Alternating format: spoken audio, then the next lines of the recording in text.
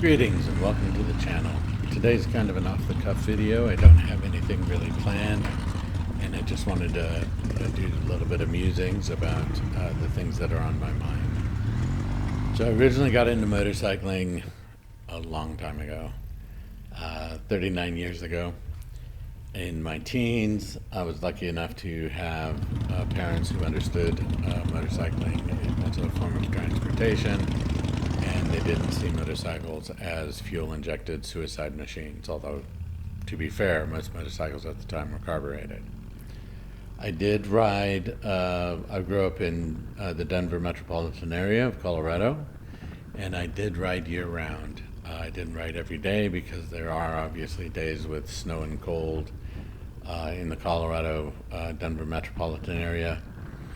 But I was able to ride motorcycles even in the snow. I'd just put my feet down as outriggers and do the best I could, as it was my only transportation. I do find that the community here in New England for motorcycling is an outstanding community, and I've never met someone who's given me a hard time. I've been to Harley Davidson rallies. I've been to Harley Davidson rides, benefit rides. I've been, come across people, anything from Rocketeers to the three-wheelers to, we even hold a rally for the Kawasaki W series here in New England in Newport. And the people that I meet on motorcycles, there's an automatic camaraderie of sorts. Now you can, I'm sure if you try hard enough, find people on motorcycles who are grouchy and not exactly in the mood to talk to you. There are some motorcycle clubs that you should be very wary of the rules and the traditions around those clubs as to not get yourself into unintentional trouble with them.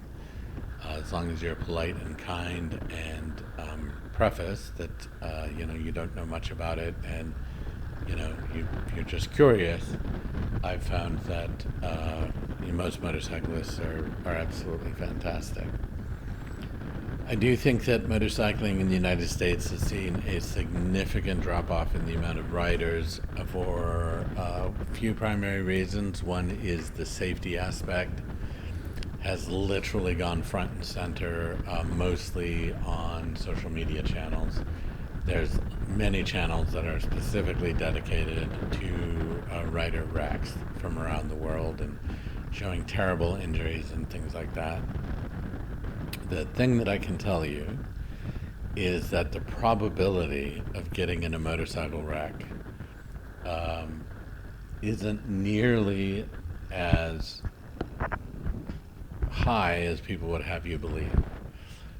For instance, let's say your probability is in getting in a car wreck for every 100,000 miles you ride or drive is, let's just say it's 1%. And they say, you're 30 times more likely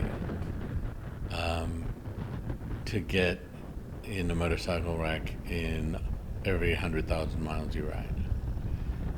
And that math would work out to something like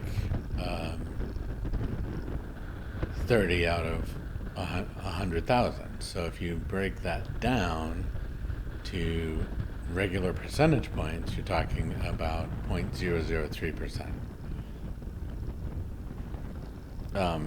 Probability of getting in a motorcycle wreck. So the odds are what they are, but it's not nearly as terrible as people make it sound. I've ridden a ton of miles. I have been in a wreck. I'm not going to lie. I was in a wreck when I was 19 years old, and I was hit from the rear, which is one of the more less common wrecks. I had very loud pipes at the time because they had rust holes in them, and so they weren't muffling nearly as much as they should, and I was still hit from the rear. So for me and for the scientific community, the myth loud pipes save lives is nothing but that, a myth. There's no evidence to support it.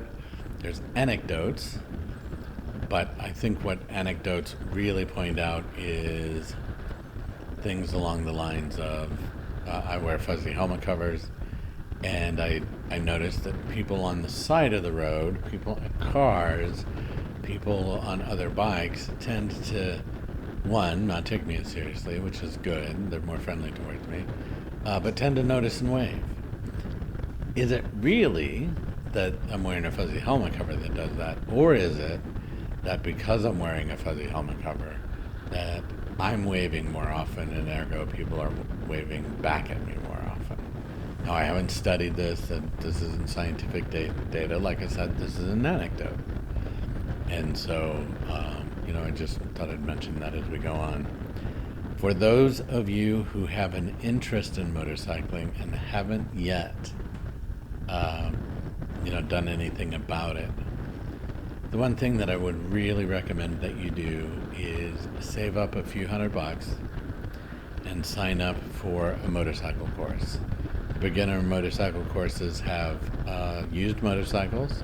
They're used to being dropped and dented, so you don't need to feel bad about that. And they teach you how to ride. And in some cases, in many cases, you can take that certificate of completing the course and you can take it down to your Department of Motor Vehicle and exchange it for a motorcycle endorsement on your license. The reason I would say to do that is particularly that you'll have a really good idea whether or not that's for you. Anyway, I want to thank you for paying attention to the video. Hopefully you watched it to the end. If you would give us a like and subscribe, I would really appreciate it. Keep the shiny side up, the rubber side down, and keep it wheel.